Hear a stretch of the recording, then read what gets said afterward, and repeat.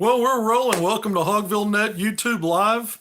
We're post game. Arkansas goes on the road, picks up its first road win of the season.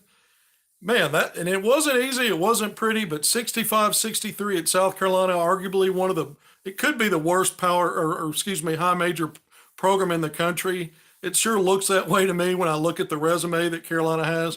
Doesn't matter when you're in the SEC, even though Carolina didn't have a home win in league play up to this point, now that we enter the second half of it. That was as close as Carolina's been at home. Most of their games, they've got one SEC win on the road at Kentucky. I don't know how they did that tonight and before tonight. You had two close games that Carolina had on the road, but still lost. So they haven't been good at home. They've had lost their previous six games by 19 and a half points average margin.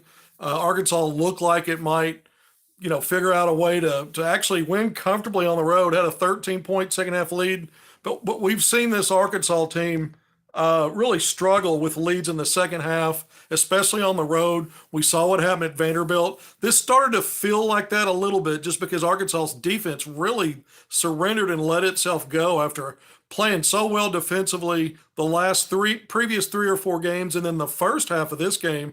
And then defensively, Arkansas just started to fall apart in the little things I thought that led to a Carolina surge. A 10-0 run late for Carolina put the Gamecocks in the lead by a point. Arkansas had a 9-point lead after leading by 13 early in that second half. But this is where Arkansas dug in on both ends of the floor. I thought Arkansas's offense settled way too much for the 3-point shot in the second half. But after falling behind by one, Arkansas started getting to the basket. Ricky Council with a beautiful up and under finger roll move put Arkansas ahead. Again, after Anthony Blackett hit 2 free throws to give Arkansas a 1-point lead 2 possessions earlier. But Carolina kept coming down and getting what it wanted. Josh Gray at the rim with dunks, playing two-man game with Michi Johnson, who heated up and I thought had some really savvy plays to get himself going against Arkansas's defense in that second half. But you saw Ricky Council with that up and under finger roll. Then AB drives in. I thought he got fouled on that drive where he went glass for Arkansas's last basket to go back up 64-63. That was with over a minute left. Then you had an offensive foul on a screen on Carolina. Arkansas gets it back. Arkansas drives the basket, misses a shot there. That's Anthony Black.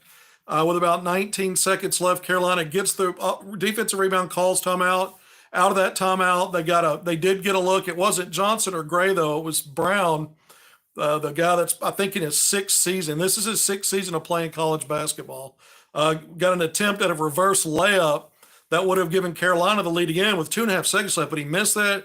There's a battle for the boards, for the rebound. Arkansas hasn't been good defensive rebounding the last couple of games. Granted, A&M and Carolina, this was Carolina's one strength as a team was offensive rebounding. Same with A&M in the previous game, but that was a battle. AB wins that battle with 2.5 seconds left. They foul him, makes 1 of 2 the front end, which he needed that one to go up 2. 65-63, Carolina rebounds a second miss, timeout, 2.2 seconds. Another timeout to look at things again for Carolina, and then they inbound it, baseline. They throw it to Josh Gray, who really owned Arkansas inside. Big man had a career high game, but he's not a perimeter shooter. That's who ended up with the ball. His shot missed, and Arkansas finally gets a road win. If you're a Razorback fan, you're breathing a sigh of relief. We're going to go through all of it, what this game looked like more and more. Not only in terms of the game itself, but for Arkansas's thin looking postseason resumes. I mean, they're on the right side of the bubble, but barely. And this is a game you had to win to not have your bubble burst right now. But winning it doesn't help you move the needle with your resume. Just avoiding the loss keeps it from just blowing up on you. So Arkansas gives itself a chance for that first road win. Had lost its first 5 road games, 4 of those in the SEC. We know the Big 12 SEC Challenge, the last time Arkansas lost a game, by the way. The Hogs have won 4 straight league games in a row. This is the first one in that stretch where they didn't win by double digits, although you felt like they probably should. They just find ways to kind of cave. I hate to say it like that. It's youth. It's lack of experience for a team to find ways to win close games on the road, but they finally did it. So maybe this helps the team turn a page. but we're going to go through all of it. We got a lot to talk about today. Welcome to Hogvillenet YouTube Live. Always good to be with you, especially after an Arkansas win, because it's easier to digest that and move forward as a Razorback fan to the next game. Really, this is the kind of game, if Arkansas loses this game and doesn't find a way to win it, it's not the end of the season, but this to me was the next must win. It was Ole Miss at home after a 1-5 start. I thought after not picking up a quality win in that at Baylor, Arkansas really needed to come back home and beat a decent Texas A&M team to have any chance to set self up for a run in the second half of league play. They did win that game, so 3 consecutive league wins in a row, sandwiched around that Baylor loss. All of those wins were by double-digit margins. But then you go back on the road, and this was the perfect game to get well. Really, it was on the road. This is the worst team and might be the worst Power 5, a high major team in college basketball. And we saw Arkansas, there was a lot of futility by both teams late in the game in a stretch there. Devo Davis misses the front of it in 1-1. I talked about the offensive foul that cost South Carolina possession, the missed reverse layup. Why do we hold the ball at midcourt for the first 20 seconds on the shot clock as soon as we get a decent lead? And a Musselman likes to take the air to ball late in games, but this was a game where you just, Arkansas played into its own problems on the road again. Great first half offensively when you look at field goal percentage for Arkansas. Turnovers and not cleaning up on the defensive glass cost Arkansas some possessions. But they shot lights out, almost 58%. They were 2 of 5 from 3, all of that from Devo, 40%. You're going to take that all day long. They were actually 4 or 5 at the free throw line, 80%. So what happened? Second half, Arkansas starts hoisting up threes again, early shot clock. Or they're getting late into their offense. They're not moving the ball. They're doing a lot of dribbling. They moved the ball better first half, a lot more dribbling in the second half. On the perimeter, trying to battle against those junk defenses, the teams just throwing all kinds of zones, 1-3-1 for the most part today for South Carolina. And Arkansas, forgets how to attack and move with a pass.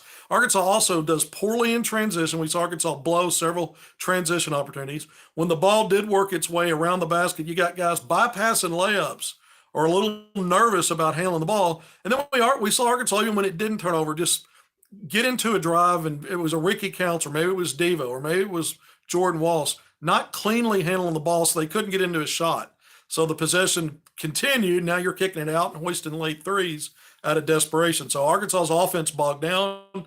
Defensively, they had no answer for Josh Gray.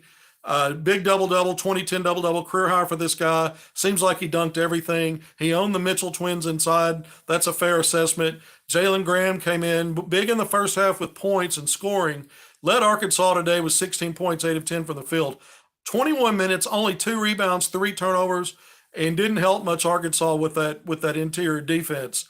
You saw Jordan Walsh on the flip side of that. Defensively, battled probably better than any of the bigs did for Arkansas around the basket. 10 big rebounds for him today, but on offense, he struggled. 2 of 6 from the field. I think both of them were dunks off passes from others, and he really looked uncomfortable trying to find ways to get shots up around the basket, and he mishandled the ball a little bit as well. I mentioned that. This is not picking on guys. It's just calling out what happened. The bottom line is Arkansas wins this game, though. This is huge. 5-5 in league play now, 16-7 overall. You're staying on the road. You get a quick turnaround for Kentucky, a team that's playing really good basketball. We'll see what the Wildcats do tonight at home, playing a Florida team that's a quality team that just went on the road and upset Tennessee. So earlier in the week. So this is a big game in the SEC, and we'll see what Kentucky does. Either way, Arkansas does not look like a road team, even after finding a way to win. Maybe that changes things. Maybe they settle down a little bit and figure out now how to stop making some of the same mistakes. But it always boils down, even in a game that's fairly low in turnovers, 11-10, Arkansas lost that by 1, but they were -6 in points off turnovers. Arkansas was +4 in points to the paint. Tight margin, a lot of them in the SEC have been. We saw what Josh Gray did. We saw what some of their other players were able to do off two-man game, getting in the paint. Arkansas did a great job on G.G. Jackson, the future pro, the 5-star from the class of 2023 who reclassed so that he could play this season. So he's a young guy, but they held him to 9 points, about 7 below his average. kept him in check, but Josh Gray just owned Arkansas around the basket. And then Meechie Johnson, when you had one guy keeping you in the game, and then that guard who can get hot from three, and he did that in the second half.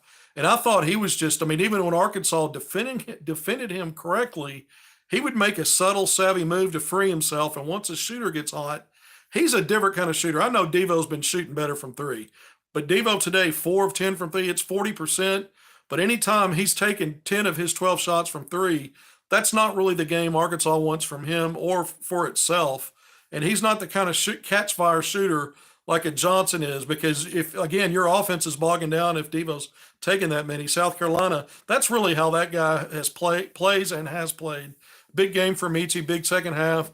Really gave South Carolina a chance in that game. You're going to give the Gamecocks credit for that 10-0 run, but I really put a lot of it at Arkansas. Started, some of the turnovers were just self-inflicted, and they just looked tight, tense, and nervous, and like a team that doesn't know how to win on the road. Now they do. That's behind them. It's done. They celebrate this. You won on the road.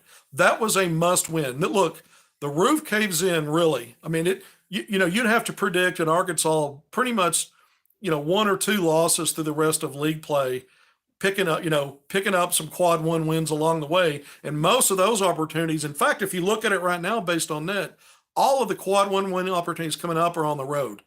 Kentucky's just outside the top 30. So even though the Wildcats will play at Bud Walton Arena on March 4th in the season finale, they'll have to be 30 or better in the net for that to be a quad one result. So everything, the next four that are quad one are all road. Kentucky on the road, A&M on the road. Then we know the killers down at the end before that Kentucky home game, Tennessee and Alabama. So Arkansas had to have this to have the bubble not just shatter in its face. This team, Lenardi had him projected as an 11 seed, one of the last four buys, but really one of the last two coming into today, which puts you from a 10 to an 11. So you're on the bubble, and losing to South Carolina, this is a quad four result, win or lose. And you pick up another bad loss along with LSU with your lack of quad one wins. This was a team that was going in the wrong direction. So you lose today, you had to have a run that's not likely with it for a team 0-6 on the road, needing to win road wins to get any quad strength to help you get on the right side of the bubble. And so that's just, it's not a logical path. It's right now, Arkansas is not out of the woods, but you had to win this game. This was a must win. In fact, given where Arkansas, this may be the biggest game of the year because they also need to find a way to win on the road. So I don't want to overdo it. 16-7, 5-5 in league play to get even after that 1-5 start. They're at about middle of the pack in the SEC. You don't really look at right now the SEC standings. We're going to talk about that. You don't look at that as much as you do the quality of overall resume for some of these teams. Missouri, Arkansas could be in a situation where it's one or two games within Missouri at the end, but Missouri's resume right now has that team as a 7 seed going into the weekend. Arkansas 4 spots out. So it's not as much about pecking order in the league as your overall body of work and quality, and that's where Arkansas's got more work to do. Sheboy will eat our lunch money. He's playing much, much better. Arkansas looked deficient defensively inside today after, you talk about the Mitchell twins. They had a triple-double collectively in the last game against an A&M team that's got size and quality on its front line and warriors inside. Today, the duo combines for 25 minutes, 7 points, 6 rebounds, and a block shot. So they didn't have the kind of game you need from them as a combo, because they both started again and they both been playing increased minutes. You saw Kamani Johnson come in for a little bit, tie up Josh Gray around the basket. He's a guy that when Musselman thinks he needs somebody to go in there and send a message, you put him in. He hasn't had his best stretch of basketball lately. Graham was good offensively in the first half. When you look at his numbers, 8 of 10 from the field, you think he had a great game. Defensively, on the glass, turnovers, there was a lot of give back there. And so, I'm not picking on one guy. I'm kind of going through everybody here. I look at Devo Davis, 5 of 12 from the field, 4 of 10 from three. Again, you really want to see the balance of his shots be probably more drives to the basket, mid-range little runners. He had a big crossover in one of South Carolina's runs that he got a 3-point play out of and made the N1 free throw. That was big. It stopped a run. A couple of his threes stopped potential runs after Arkansas led by double digits, and then Carolina closed within a couple of possessions, 6 points, maybe 5. So Devo hit some shots today. I thought Anthony Black was a warrior. 5 of 7 at the foul line. Well, this was a game where Arkansas did not get destroyed. Didn't get destroyed in turnovers, -6 in points off turnovers. In a 2-point game, that might have beat you. But they didn't get destroyed in fouls and free throws. And this has been the biggest thing that's led to their road woes and that loss against Alabama at home. Huge free throw disparities in the second half. That didn't happen today. Arkansas, started 8 of 11 from the free throw line, 4 or 5. I mentioned that in the first half for 80%.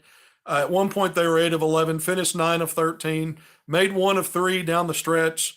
With under a minute to go, with Devo missing the front end, so you basically missed 2 free throws there because you didn't get that second opportunity. Carolina had a lane violation in the first half that allowed Anthony Black to complete an and one. Black did hit 2 free throws, though, to put Arkansas back in the lead after they fell behind by a point for the first time late in the game after that 10 as part of that 10-0 run. So he did knock down 2 free throws there. So Arkansas at the foul line, 9 of 13. You'll take that. Not great, but good enough, especially when your opponent goes 8 of 14. Shot 1 more, but made one fewer. So Arkansas wins a point there. Arkansas makes 2 more field goals today than South Carolina, but Carolina, because of that hot second half shooting, ends up making 3 more threes. So 3-point advantage, or 1-point advantage there for Arkansas in field goals, 1-point advantage at the foul line, and that equals a 2-point win on the road in the SEC for your first win on the season on the road and in league play. Did Mekhi Mitchell disappear down the stretch? He came out of the game and never came back. Yeah, the Mitchell twins were ineffective today. They did not have a good game. They had 2 or 3 plays here and there, but I thought they are sometimes patient defensively, waiting to leave their feet. Today they left their feet early, got out of position, and I thought they got chewed up on the offensive glass by Gray. At a halftime, the guy had a double-double. He had 10 rebounds. I think it might have been halftime or early in the second half, but he had 10 rebounds at one point, and 6 of those were on the offensive glass, 14 points at that point. The 1-3-1 zone really threw us for a loop to begin the game. Yeah, but look, Arkansas's faced junk zone defenses all year, some that trap more, some that extend further out. They morph, they match up. They know what Arkansas's strengths and weaknesses are. I thought Ricky Council had another game where he started well with his mid-range game, and then he just disappeared offensively he scored 6 pretty quick points, ends up with 10. So he really had trouble securing the ball on some of his drives where he wanted to get closer. But he did hit that big basket late. That was huge when it was going back and forth at the point where Carolina took the 1-point lead after the 10-0 run. Then it was back and forth. Council had a big up and under finger roll. He's made shots like this year. And look, Arkansas fans are not going to be encouraged about how the second half went, but you got to love the road win. This is big for Arkansas. Again, I keep talking about resume. This was a must win. This might have been Arkansas's 4-game winning streak. Let's pump the brakes just for a minute. 3 of those are against 3 teams that came in today tied with the worst record in the SEC at 1-8. Ole Miss, LSU, and South Carolina. The eye test tells me that South Carolina is the worst of those teams. This is a team Arkansas should have really continued on with some success on in that second half if it didn't really, in my opinion, just kind of they had their tail between their legs and were shaky. They were playing without confidence and as though they felt like here comes another loss. That's on Arkansas. Give Carolina some credit, but Arkansas, although that happened, and though that may be the case, when you find a way to win, that can fix a lot of things. So we're going to take this run of 4 wins, consecutive league wins, with the understanding that 3 of those teams are at the bottom of the league. But Arkansas, even though that's the case, you still you've got Kentucky on the road coming up, but you get Mississippi State at home. Then you go to A&M on the road. None of these road games left are going to be easy, by the way. These are all really good teams, and Arkansas didn't look like a team today that wanted that smoke, but you had to win one. And so they've done that, so maybe that helps them. But at home, Mississippi State, that's winnable. Florida, Georgia, and Kentucky at the end, there is no team in that group that Arkansas should fear. Alabama, Arkansas playing with one hand tied behind its back throughout conference play. Arkansas was in that game in the last few possessions. So Arkansas's got the one home loss. I think Arkansas still really badly needs to get at least one more road win against a good group of teams: Kentucky, Texas A&M, then Tennessee and Alabama. I think they need at least one of those going in the SEC tournament. Must protect home court, win all of those out, four more, to give itself a chance to not be be on the thin line of the bubble. I think that gives Arkansas a chance to still be in a position to be receiving a bye and maybe even a 10 seed, but they've got to do that. And so that might only equal one more quad one win. You're really hoping Kentucky plays well enough. It's on the wrong side. It's on the right side of the bubble, just 2 spots coming into today away from Arkansas. So you don't want Kentucky to do too much better. If you end up battling for that team, for a final spot, you want your resume to look better. So you're in a bad spot right now if you're Arkansas in terms of wanting teams to do well enough so that you might be able to count another quad one win. But then if that team's doing well, they might just bump you in pecking order. If they're doing better than you, even if you end up beating them head to head to pick up a quad one win. I know that sounds confusing, but that's the spot Arkansas's in right now. It's not as much about the league standings and where they finish ahead of some teams. I mean, Arkansas could finish in a draw or even a game better than Missouri. And the overall resume right now, looking at it, tells you that Missouri's got a bit more of an edge than what you might think if you looked at the standings and it was that close between those two teams. So those things are important, I think, when you look at what Arkansas is trying to do moving forward. Does anybody have any confidence? I want comments here. I want to know, does anyone have any confidence for Arkansas going on the road Tuesday, that quick turnaround back on the road at Kentucky? Arkansas, when you look at what they did at Missouri and Baylor, those are 2 good home teams. And Arkansas was right there. And if not for officiating, I'm going to come out and say it. If not for officiating, not calling the calls at both ends like they should have, Arkansas is probably right now in a 6-game winning streak instead of having won 4 straight league games in their last 5 outings. I really believe that. So what Arkansas devolved into in the second half today, you got to think maybe they can snap back and look more like the team against Missouri and Baylor. There's potential for that on the road at Kentucky, and it might just be enough after today's lesson of getting to the finish line in first to help them. I talk about getting ahead of myself. That game's right. We could see it. I mean, Tuesday's right around the corner, so can talk about these things. I need to put these on if I'm going to read these. I'm asking for comments and I can't read them. But anyway, I'm smiling today because I think as interesting it is, I can sit here and nitpick at Arkansas and talk about how bad the opponent was. But when you haven't won on the road and you've done enough, you've been doing other good things to show that you're making progress. You needed, that was the last thing to say. Okay, we've course corrected a lot of stuff. We just didn't have we needed that first road win to get that under our belt.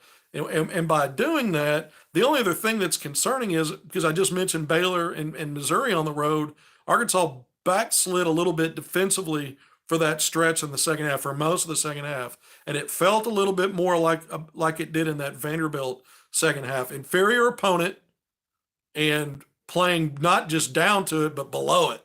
And for a while there, that's what happened with the Hogs in this half.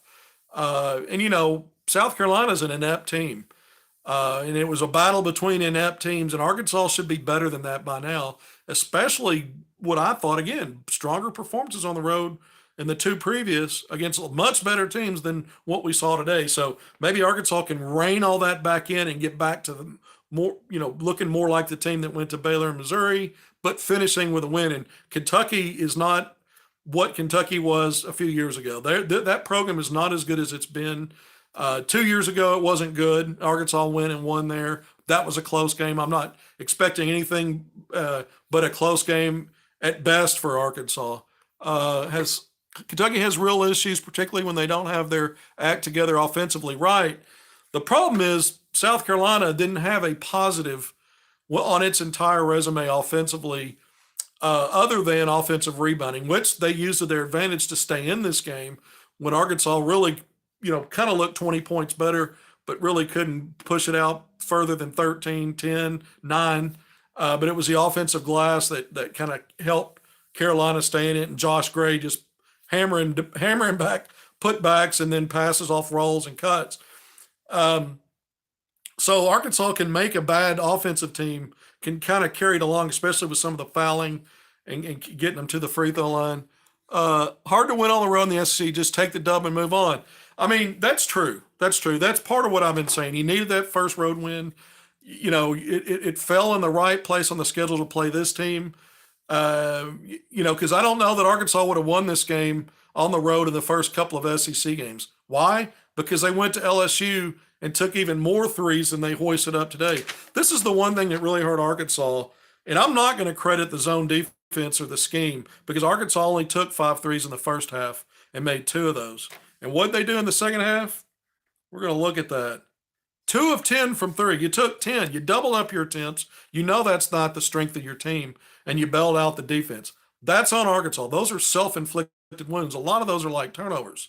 And again, I'll go back to it. Devo Davis has been shooting, been incredible, shooting from 3 when you relative to most, well over 40% in the previous 7 games. He's back at 40 today on a high volume.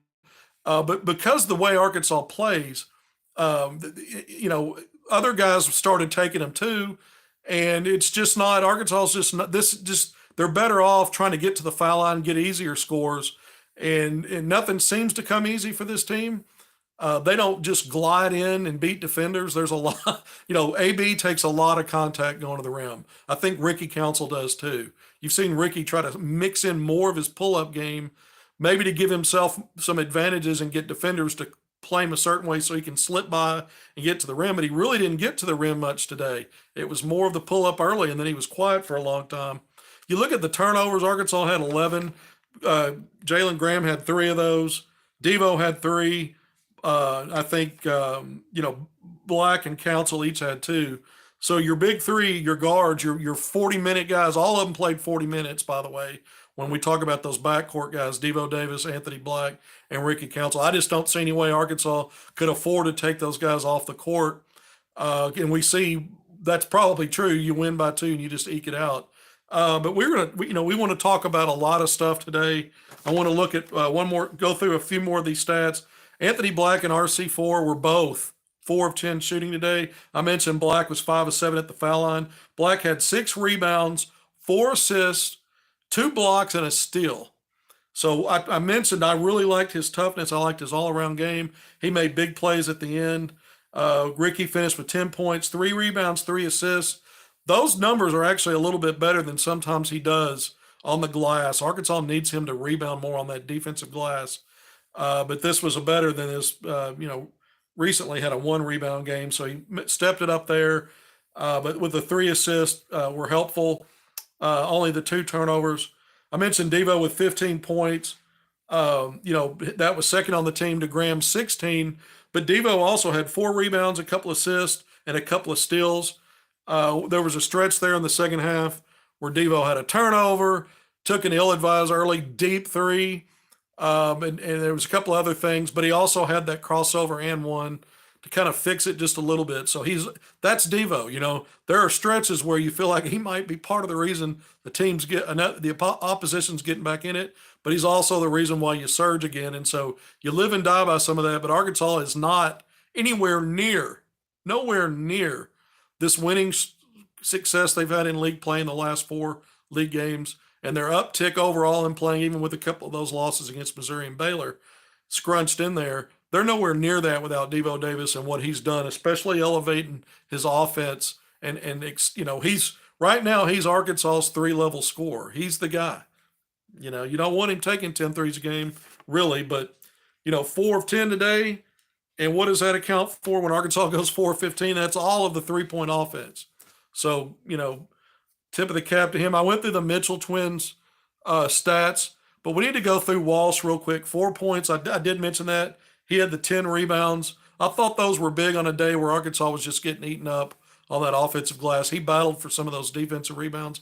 There were times where Arkansas could have had more turnovers. In addition to their own problems fumbling the ball on their own drives, sometimes there was loose ball, 50-50 ball situations, and Arkansas was hot potato tapping it and not securing the ball, and then South Carolina would get it. I think Josh Gray may have scored two two of his putbacks or two of his finishes off of just hot potato deflections where Arkansas should have secured it and didn't. He was in the right place at the right time. So, those are some of the things that stood out to me. Carolina was +2 on the glass day overall, 34-32, 13-10 on the offensive glass. The second chance points were only 12-10 in favor of Carolina, so only +2. But I think what hurt Arkansas when it was shooting so well in the first half and building that lead is a lot of those offensive rebounds just keep you from getting, even if Carolina didn't finish much on it, it kept you from getting a possession and getting more possessions and shots on goal. And so that's where sometimes in these last two games, these offensive rebounds, even though Arkansas didn't get crushed collectively in the points off second chance points, it just takes away from some of your good offense. Arkansas shot 50% against A&M, who was an elite defensive team inside the arc. This team was not elite at anything except offensive rebound, Carolina. So defensively, you want to take advantage. And then Arkansas plays, chicken in the second half offensively. Bails out with the 3 attempts, too many of them, 10. You doubled up. You stopped challenging the zone, and you were doing a good job of that in the first half. South Carolina beat UK and were up by 3. Loving the mojo this team has, figuring out ways to win games. Well, I mean, Arkansas won by double-digit margins, but they did get, again, in the previous 3 wins, but they were challenged late by A&M, cut it to 4, and then Arkansas closed that game out in the last 4 minutes, 13-6, held A&M to 2 of 14 shooting. Today, there was, I guess, some similarity. 10-0 run pushes South Carolina back in the lead with just over 4 minutes left. From that point, AB hits 2 free throws. He and Council both score going to the basket. Arkansas stopped taking threes at that point. And you had to. And I don't know why they ever started taking them in that second half because they just played to South Carolina's favor. But yeah, they found a way to win. And that's the point you made. And I've got to wholeheartedly agree that, that was big. All right, let's talk a little bit. I've been talking about the bubble, Arkansas being on the bubble. We went through some of that. We know that Kentucky's a bubble opponent because Kentucky's one of the last 4 in. Arkansas is one of the last 4 buys. A&M, by the way, is one of the first 4 out. So you've got 2 league teams right there that you're jostling maybe for a spot for. Right now, the SEC's projected to get 6 teams in. If that holds true, Arkansas might come out just fine. But it's all really going to depend on, it's not about the league getting a certain amount of teams in. It's more about it's the overall resume. You're competing with everybody out there. And so Arkansas's got to get some more quad 1 wins, 1 and 5 right there. That's not good. They avoided just a season-wrecking kind of loss today again. This was a quad 4 result, home or away. That's how bad South Carolina is. Ranked 283rd in the net rankings coming into today. So Arkansas moves on, and you're right. So you got 4 now. So you're down to 8 games, 4 on the road, 4 at home. Every one of those road games is a quad 1 win opportunity. Arkansas really could use splitting those games. I don't know how realistic that is, but I think they got to get one. I think they got to get one. So is it Kentucky? Is it A&M? Is it Tennessee? Is it Alabama? Do they get Nick Smith back? I told myself I was not going to talk about it today. I'm going to let Musselman do the updates. I'm really trying to stay away from that, but that's still on the table. That changes some things. That might change your outlook on how many road games Arkansas could win moving on. If they get him back, and when would that be if it happens? All right, I'm going to leave that alone.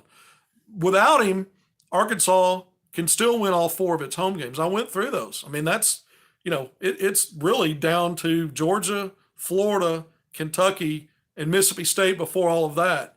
Those are all teams Arkansas can beat and should beat at home. Not saying they will win all of them, but they should. So they got to grind out another road win. That would be a quad 1 win. And if you've done that much to get to that final game against Kentucky at home, and you've gotten at least one more quad 1 win, we're going to see what Kentucky's resume looks at that point like. We need to see where's Arkansas if they're still on the bubble. If they are, you need to for sure beat Kentucky at home. And you're probably, at that point, if you're still ranked in the top 30 in net, if Kentucky is, that's another quad 1 win when the dust settles, because that'll be your final regular season game. So going into the SEC tournament, Arkansas is in a position right now where they're not. This game is not going to push them off the bubble. This win today, it just kept it from blowing up on them right now. So I guess what I'm trying to say is, they're in a position where it's going to be tough to pick up these next road wins, at least one by, and then taking care of home court may push Arkansas somewhere to a 10 seed, but a lot of that's going to depend on what other teams are doing, including teams like Kentucky and A&M. So it's a slippery slope rooting for teams that you played against to do well at this point, who you might be battling for a spot in the end. And that goes for Missouri. I mean, Arkansas would love for the home win over Missouri to be quad one. Missouri outside of the top 40. If Missouri continues to surge and can work its way in the top 30, which will be hard to do, that means Missouri's already ahead of Arkansas in the pecking order. I think best case for Arkansas at this point too, seed wise. I want to say this: if Arkansas were to win, let's say they struck gold and won more than 2 road games and won cleaned up at home, or won only 2 road games out of the Final Four. If they did that, I think the best case Arkansas is looking at right now, and it depends on what other teams do around the country and in the SEC. But in all likelihood, if you went 6-2 the rest of the way, your best case scenario for sitting is probably a 7. It's probably a 7. And I don't know how much you would need to do in the SEC tournament, how much of that would impact improving on that. That's just my take on it, thinking about it, looking at it, and trying to research it the best I can. There's so many variables still at play, but at the same time, your resume is what it is, and Arkansas's got to win on the road to get quad one wins now. They don't have those opportunities with any of these home games, except maybe Kentucky at the end. So, and they're not good on the road. They won today. That may be a game changer. Could Arkansas win at Kentucky and A&M? Sure, they're capable of beating those teams because they were right there with Missouri and Baylor, so they're in that conversation. Could Arkansas win at Tennessee and Alabama? I would say Tennessee's beatable at home. Florida knocked off Tennessee recently. Today, Tennessee struggled in a grind game, won by 3 against Auburn. So I do think there's some opportunities here, but I don't know. But just based on what I've seen to this point, I can't project that. It's going to be tough, what I see from this team, to get one more road win and just protect home court, which I think they can do. And then I still think, seed wise, they may be still in somewhat a relative bubble territory, maybe just on the good side of not being on the bubble, just barely. I mean, that's what it kind of looks like to me. I know I've kind of rambled through that because I don't have everybody else's schedule right in front of me as I do this. I looked at it earlier to go through what some things that might need to happen in concert with what I think Arkansas is capable of doing from here on out. And then, of course, the SEC tournament. You don't know. That's the one thing where the league standings do dictate favorable matchups, how many games you have to play. You certainly don't want to be where Arkansas was in the bottom 4 teams like it was 3 years ago in Musman's first year and had to play that Wednesday night first 4 game knowing you've got a long way to go through the tournament, through the SEC tournament, to give yourself enough wins. If you're in that situation, you're probably not even on the bubble at that point. So Arkansas is in the middle of the pack right now. That's good, going in the right direction. We'll see what they do. Okay, I'm going to talk a little bit more. I want to talk about recruiting today, which I haven't done before we talk more about what the Razorbacks did on the court. And really, these aren't big updates, but I do want to say everybody probably noticed LeBaron Fallon, the 4-star out of Mobile, Alabama, committed to Auburn on Friday. This was a guy that talked a good game about Arkansas, never visited, and he was a guy that Arkansas really, they've got other guards in their pecking order ahead of him. For anybody that was wondering about that, this was the cousin of Darius Fallon, by the way, who was a great football player at Arkansas and has been in the NFL in recent years, but that's his cousin, same last name. That's because they're related. But LeBaron has committed to Auburn. It's a guy that scored a lot of points in the Mobile, Alabama area. He's a bucket, 6'2", 6'3" guard, but Arkansas really wasn't pursuing him and making him a priority. So for any fans wondering about that, class of 2024, by the way, so he's committed, fairly early. And Arkansas really, this is something else I want to talk about, bringing up recruiting. Arkansas does not really look to bring in official visitors from the junior class, even though juniors can take official visits, 5 in addition to 5 more seniors. Arkansas, that doesn't, when the NCAA changed that to double up from 5 to 10 and add that junior year in about 3 or 4 years ago, that did not help college, the schools, the D1 schools, who still have only a certain amount of visitors and visits they can have. And so Arkansas would rather get them in during their senior year visits or sometime in June if they're going to cut it close like that. They did have Ian Jackson in for an official visit a few weeks ago, the top 2 5 stars. So you're going to make accommodations for guys like that. A, B, Jackson was talking about reclassing to 2023 anyway, and he ended up making his commitment days later after his final OV to Arkansas, fifth and final to North Carolina. So just clarifying some things there on some things that have kind of gone down recently in recruiting. Arkansas has had only one Saturday game at home so far in league play. So, since December, when you were in your non-conference, you have not you've had one home game on a Saturday where you can bring in recruits, and that was against Ole Miss, and that was an 11 a.m. start. And Arkansas did have a couple of visitors for that. So after this Kentucky game on Tuesday on the road, the Hogs get back to Fayetteville for a home game against Mississippi State. I believe that's a 5 o'clock start, 5 p.m. So we're going to we're going to put out some information about who's coming in for that. Not ready to talk about that right now. I'm just going to tease it. But I do think Arkansas is going to get, taking full advantage of their second game. Think about that. We're pretty much in mid-February at that point, and it's only your second weekend game in league play.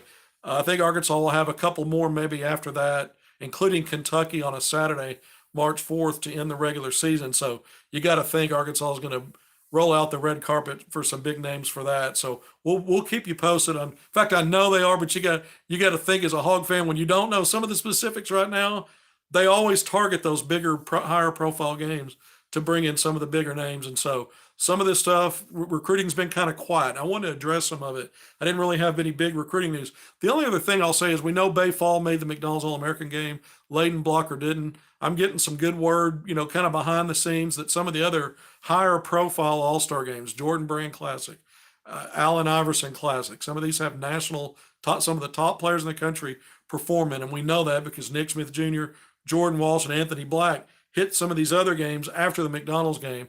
But there's a good feel right now that Layden Blocker is going to land at least one, maybe both of the Jordan Brand and Allen Iverson Classic. I don't want to get over my skis here and get ahead of myself. We'll see what plays out, but I feel good about that. And we know Bay Fall is going to